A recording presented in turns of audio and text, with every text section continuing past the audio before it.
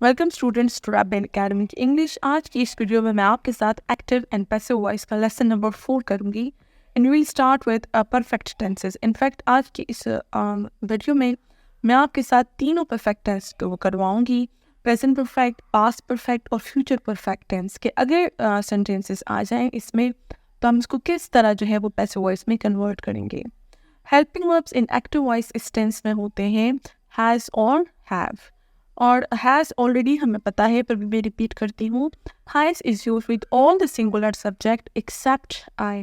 तमाम singular subject के साथ हैज़ यूज होगा। आई इज़ आल्सो सिंगुलर, लेकिन आई के साथ हैज़ यूज नहीं होता बल्कि वो प्लूरल वाले ग्रुप में चला गया है और इसके साथ हैव यूज होता है। Have is use with all the plural subjects और प्लस आई, और आई के साथ भी स्पेशल अलग से इसलिए मैंशनड है कि आई जो है वो सिंगुलर है लेकिन उसके साथ हैज़ यूज नहीं होता बल्कि उसके साथ हैव यूज होता है। और ये हैज और हैव जो है हमारे पास हेल्पिंग वर्ब्स हैं एक्टिव वॉइस में, लेकिन जब ये पैसिव वॉइस में कन्वर्ट होंगे, आई have already told you in the previous video कि जो परफेक्ट टेंसेस हैं उनके साथ हम बिन ऐड करेंगे, साथ में हेल्पिंग वर्ब्स के साथ बिन यूज होगा।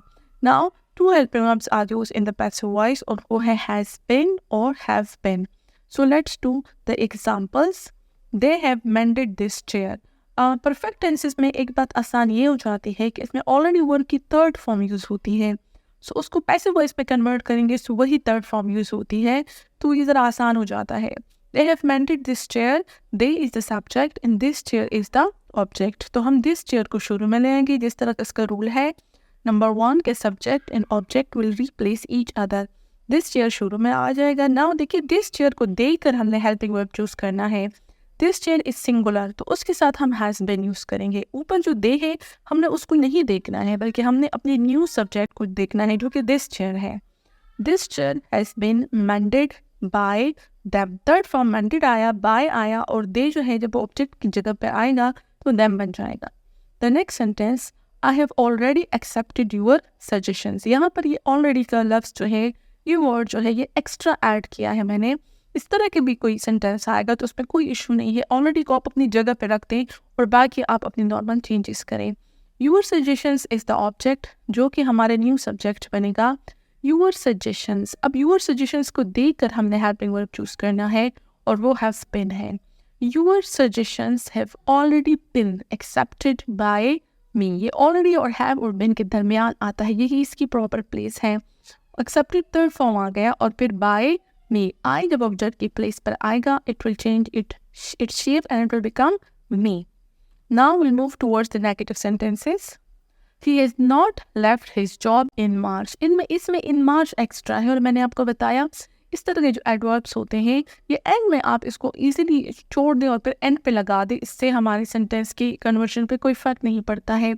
यहाँ पर his job हमने देखा कि this is the object, this will become our new subject. His job को देखते हुए हमने helping verb चूज किया जो कि has it, क्योंकि his job is singular तो has been आएगा। Is this is a negative sentence तो not जो है वो has के बाद आएगा, been से पहले आएगा। His job has not been left by him in March. By him आ जाएगा और फिर in March हम आखिर में इसको ऐड कर देंगे। You have not told me. Me जो है that will become our new subject, it will become I और I के साथ हम have been लगाएंगे, not दरमियान में लग जाएगा। I have not been told by you. You जो है वो दोनों जगहों पर सेम ही रहता है। Now interrogative sentences. Has Ali watched the movie? The movie is our object, तो ये जो है पैसिव वॉइस में सब्जेक्ट बनेगा। द मूवी को देखकर आपने हेल्पिंग वर्ब चूज करना है and as this is an interrogative sentence you will have to put the helping verb in the beginning of the sentence. अब हैज बिन है लेकिन आपने पूरा का पूरा सारा हैज बिन नहीं लिखना बल्कि सिर्फ हैज को शुरू में लिखेंगे और बिन अपनी जगह पर मौजूद रहेगा। तो हैज बिन में हैज शुरू में आ जाएगा और फिर सब्जेक्ट आ जाएगा। Has the movie been watched by Ali और आखिर में क्वेश्चन मार्क लगेगा। Negative plus interrogative. Has she not found us? Now us जो है this is our object, it will become the new subject. We, it will become we. अब we को देखते हुए हमें helping verb choose करना है जो कि have been होगा। हैव शुरू में पुट करेंगे, बिन दरमियान में ही रहेगा। Have way not been, negative भी है तो नॉट भी इसमें आएगा और उसकी जगह वही होती है हैव और बिन के दरमियान, लेकिन यहाँ पर ज़्यादा हैव शुरू में चला गया। Have we not been fought by her. So this was present perfect tense. और अगर टेंस ना भी पहचाने सो इट्स ऑल राइट, क्योंकि इसमें हैज़ और हैव आया, हम उसमें बिन का जो है एडिशन कर देंगे, तो इस तरह जो है वो पैसिव वॉइस का हेल्पिंग वर्ब बन जाएगा and we can change it. और next tense is past perfect tense. Helping verbs in active voice इसमें एक ही होता है और वो है had, and it's very easy. हम उसको पैसिव वॉइस में बिन लगा देंगे तो हर एक सब्जेक्ट के साथ हैड बिन आएगा। Affirmative sentences, he had sold all his old books. Now all his old books ये सारा का सारा subject है, and all these words will be put in the beginning of the new sentence जो कि passive voice का होगा। So all his old books had been sold by him. Sold उसी तरह आएगा, had been इसमें आ जाएगा और by him हो जाएगा। Negative sentence, the teacher had not taught us well. यहाँ पर जो well है this is adverb of manner और ये आखिर में लगेगा, सो इसको हमें जो है परेशान होने की ज़रूरत नहीं है। हमने जस्ट अपना ऑब्जेक्ट देखना है जो कि अस है। सो हम अस से अपना जुमला मतलब न्यू सेंटेंस में हम उसको वी बनाएंगे और इससे हम अपना सेंटेंस स्टार्ट करेंगे। We had not been taught well by the teacher. Had been आएगा, इसमें छोटी की भी जरूरत नहीं होती, जब बस हैड आएगा उसके साथ हम बिन ऐड कर देंगे। We had not been taught well by the teacher. Now interrogative sentences. Had you invited him to the party? In this sentence, to the party, एक दफ़ा this is adverb of place, वो हमें बता रहे हैं कि वो जो वो बताओ वो कहाँ पे हुआ, एक्शन कहाँ परफॉर्म हुआ। Him जो है this is the object, तो him जो है that will become our new subject. Now this is interrogative sentence, तो याद रखिए इंट्रोगेटिव सेंटेंस पे हम हेल्पिंग वर्ब शुरू में लगाएंगे। हिम इधर आकर सब्जेक्ट की जगह पर ही बनेगा, उसके साथ हैड बिन लगेगा, हैड शुरू में लगेगा, बिन अपनी जगह पे रहेगा। Had he been invited by you to the party, और टू द पार्टी हो, इन मार्च हो या कुछ भी हो वो हम आखिर में ऐड करेंगे, पे कोई मसला नहीं होगा। Now our next type of sentence is negative plus interrogative. Had they not stolen the money, इसमें हम क्या करेंगे, the money is our new subject, had और उसके साथ ऑफ कोर्स हैड बिन आएगा। हैड शुरू में आ जाएगा बिकॉज ये इंट्रोगेटिव सेंटेंस है, इसमें नॉट भी आएगा। Had the money not been stolen by them. Sentences having two objects, यहाँ पर चूंकि दिस इज क्वाइट इजी कि आप हैड बिन कर लें, तो मैंने आपके लिए एक नई चीज़ इसमें हमने सीखनी है, वो मैं आपको बताती हूँ। कुछ सेंटेंसेस ऐसे होते हैं जिसमें टू ऑब्जेक्ट्स होते हैं। We can see it. Some sentences have two objects, direct object and indirect object. पहले मैं आपको एग्जांपल्स करवाऊंगी और फिर मैं आपको डायरेक्ट और इनडायरेक्ट ऑब्जेक्ट उसके जरिए clear कराऊंगी। She had given me a book. You can see she had given me, so me is also the object. He had given a book. This is also an object. उसने एक book दी और उसने मुझे दी, तो both are the objects. अब इसको जब हम कन्वर्ट करेंगे उसके दो तरीके हैं, दोनों से हो सकता है। आप चाहे अब बुक को जो है आप सब्जेक्ट बना सकते हो, चाहे आप मी को सब्जेक्ट बना सकते हो। अगर हम अ बुक को सब्जेक्ट बनाए तो वो इस तरह चेंज होगा, a book had been given to me by her. A book had been given to me by her. By her हमने उसी तरह कर लिया, ठीक है। जो वहाँ शी था वो हमारा जो है जाहिर बात है वही हमारा ऑब्जेक्ट बनेगा, शी ही हमारा ऑब्जेक्ट बनेगा, इसमें तो कोई जो है डाउट की बात नहीं है। यहाँ पर हमने जो एडिशन की वो मैंने पर्पल कलर में कर दी। टू मी जो है इसमें बाकी सेंटेंसेस के मुकाबले में एक्स्ट्रा है, क्योंकि इसमें दो ऑब्जेक्ट्स है और हमने दोनों को मेंशन करना है। इस स्पेसिफाइज के सेंटेंस में अ बुक जो है वो हमारा सब्जेक्ट बन गया। दूसरी तरह हम इसको यूँ चेंज कर सकते हैं कि हम मी को जो है अपना उसको भी हम अपना सब्जेक्ट बना सकते हैं। I had been given a book by her. By her तो उसी तरह रहेगा, ज़ाहिर बात है शी है वही हमारा न्यू ऑब्जेक्ट बनेगा। यहाँ पर आई हमारा जो है सब्जेक्ट बना और हमने जो चीज़ ऐड की है वो है अ बुक, जो पर्पल कलर में मैंने ऐड कर दिया। I had been given a book by her. It means कि जो दो ऑब्जेक्ट होंगे उसमें एक सब्जेक्ट बन जाएगा और एक जो है वो बाय हर से पहले हम उसको मेंशन करेंगे। इसी में अगर एक और एग्जांपल्स है, she had brought us some fresh flowers. वो फ्रेश फ्लावर्स लेकर आई और हमारे लिए लेकर आई। उसको हम यूँ कन्वर्ट कर सकते हैं कि पहले हम सम फ्रेश फ्लावर्स को जो है सब्जेक्ट बनाते हैं। Some fresh flowers had been brought to us by her. वही हुआ कि शी जो है वो हर बना बाय उससे पहले लगा, और टू अस जो है वो हमने यहाँ पर एक तरह से एक एडिशन, एक एक्स्ट्रा चीज़ लगा दी। दूसरे तरीके से अस को हम जो है अपना सब्जेक्ट बना सकते हैं। We had been brought some fresh flowers by her. यहाँ पर जो चीज़ ऐड हुई है वो सम फ्रेश फ्लावर्स है, बाय हर। दोनों तरीक़ों से जो है आप इसको चेंज कर सकते हो। अब मैं आपको डायरेक्ट ऑब्जेक्ट और इनडायरेक्ट ऑब्जेक्ट की डेफिनेशन बताती हूँ। A direct object is the noun or pronoun that receives the action of the verb. Direct object वो noun या pronoun होता है जो कि action receive करता है वो verb का, verb उस पे काम करता है। It answers the question what. ये what का जो है question answer करता है। ऊपर in the above examples, a book and some fresh flowers are direct objects.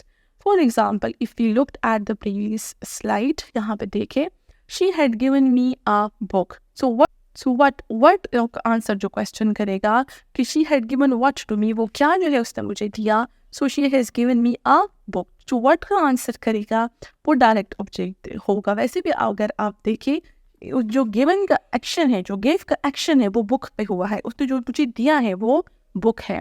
एक चीज़ और इसमें है, इसमें वो ये है कि जो इनडायरेक्ट ऑब्जेक्ट है मी, वो तब एग्जिस्ट करेगा जब डायरेक्ट ऑब्जेक्ट होगा। फॉर एग्जाम्पल अगर मैं कहूँ she had given me a book, ठीक है, सो ये सेंटेंस बिल्कुल करेक्ट है। अ बुक होगा that is a direct object. लेकिन अगर मैं डायरेक्ट ऑब्जेक्ट को ना लगाऊँ तो मैं इनडायरेक्ट ऑब्जेक्ट को नहीं लगा सकती। शी हैड गिवन मी का कोई सेंस नहीं बनता जब तक आप इसके साथ डायरेक्ट ऑब्जेक्ट ना लगाएं। तो इसलिए जो है अ बुक, जो वर्ड का आंसर करेगा वो अ बुक है। इस सेंटेंस में she had brought us some fresh flowers, वो लेकर आई व्हाट हैड बीन ब्रॉट, क्या चीज़ जो है वो लेकर आई, वो है उसका आंसर है सम फ्रेश फ्लावर्स। वो क्या चीज़ थी जो वो लेकर आई, some fresh flowers. That's why some fresh flowers is the direct object. और सम फ्रेश फ्लावर्स के साथ अस को निकाल कर आप ये सेंटेंस कंप्लीट कर सकते हो। She had brought some fresh flowers, this is very clear. अगर आप फ्रॉम सम फ्रेश फ्लावर्स को निकाल दो और आप लिखिए शी हैड ब्रॉट अस, तो ये सेंटेंस जो है फिर द सेंस जो है वो सही से नहीं दे रहा। Now if you look at the definition of indirect object, an indirect object is noun और pronoun that receives the direct object. ये जो इनडायरेक्ट ऑब्जेक्ट है ये डायरेक्ट ऑब्जेक्ट को रिसीव कर रहा है। It answer the question to whom, ठीक है, वो आंसर करेगा ये क्वेश्चन टू होम। वो फ्रेश फ्लावर्स लेकर आई, ठीक है, फ्रेश फ्लावर्स क्या लेकर आई, फ्रेश फ्लावर्स, तो वो हो गई डायरेक्ट ऑब्जेक्ट। टू होम किसके लिए लेकर आई, सो वो जो टू होम का आंसर करेगा और उसका जो आंसर होगा वो इनडायरेक्ट ऑब्जेक्ट होगा। किसके लिए लेकर आई, अस, हमारे लिए लेकर आई, फॉर अस। सो अस जो है that will be the indirect object. It is found only in those sentences that already have the direct object. Indirect object सिर्फ उन sentences में होगा जिसमें पहले से ही direct object मौजूद होगा। Indirect object होने के लिए बहुत ज़रूरी है that we already have the direct object. Hopefully जो है ये आपको direct और indirect जो है object जो है वो clear हुआ होगा। Now we will move towards our next tense of today's lesson, which is future perfect tense. Helping verb जो एक्टिव वॉइस में यूज होते हैं वो shall have और will have है, and we will add been with it. It will either become will have been or shall have been. Now let's look at the examples. He will have mended his broken bed. Now it's very clear, his broken bed is the object, it will become the subject of the passive voice. His broken bed will have been mended by him. His broken bed को देखते हुए हम new helping verb choose करेंगे और जो होगा will have been, because पहले ही जो है ऑलरेडी मैं क्लियर कर चुकी हूँ। दोबारा बता दूँ कि जो shall का वर्ड है, shall have है या shall be है, कुछ भी है, तो shall होगा वो हमेशा only टू सब्जेक्ट्स के साथ यूज होगा, I और V। I और V के अलावा जितने भी सब्जेक्ट्स होंगे, चाहे वो कुछ भी हो, सिंगुलर हो, प्लूरल हो, वटएवर, उनके साथ हम will have लगाएंगे, ठीक है। तो his broken bed ना I और V नहीं है तो इसके साथ हम will have been लगाएंगे। His broken bed will have been mended by him. I shall have knocked at the door. The door that will become our new subject the door will have been हम इसके साथ लगाएंगे. The door will have been knocked at by me. Again, at is the preposition which is connected with the verb knocked and it cannot be separated from it. So at को हम साथ लेकर आएंगे, इसको हम छोड़ नहीं सकते. Now we will start with negative sentences. They will not have rung the bell. The bell आएगा शुरू में और इसके साथ helping verb लगेगा will have been और not जो है वो will के बाद आएगा. The bell will not have been rung by them. The teacher will not have told us. Us is जो है is the object. सो ये इधर आकर जो है पैसिव वॉइस में सब्जेक्ट बनेगा तो वी बन जाएगा और आई और बी के साथ शैल हैव बीन आता है और नॉट जो है वो शैल के बाद आएगा. We should not have been told by the teacher. Interrogative sentences examples. Shall we have broken the cups. तो ये जो है हमेशा जब हम इसको जो है पैसिव वॉइस में कन्वर्ट करेंगे तो हम ख्याल रखेंगे कि हमने हेल्पिंग वर्ब शुरू में लगाना है. द कप्स को देखकर हम हेल्पिंग वर्ब चूज करेंगे जो कि विल हैव बीन होगा. will को हम शुरू में लगा देंगे. will the cups have been broken by us and question mark लगेगा. then negative plus interrogative. will you not have done your work. again your work को देखना है, हमने helping verb choose करना है जो कि will have been होगा. will शुरू में आ जाएगा और इसमें not भी लगेगा. will your work not have been done by you. hopefully आपको ये clear हुआ होगा. Now we have done with our all the perfect tenses. इसका एक लेसन और भी रहता है, वो नेक्स्ट वीडियो में मैं आपके साथ करूँगी. Thank you for watching the video.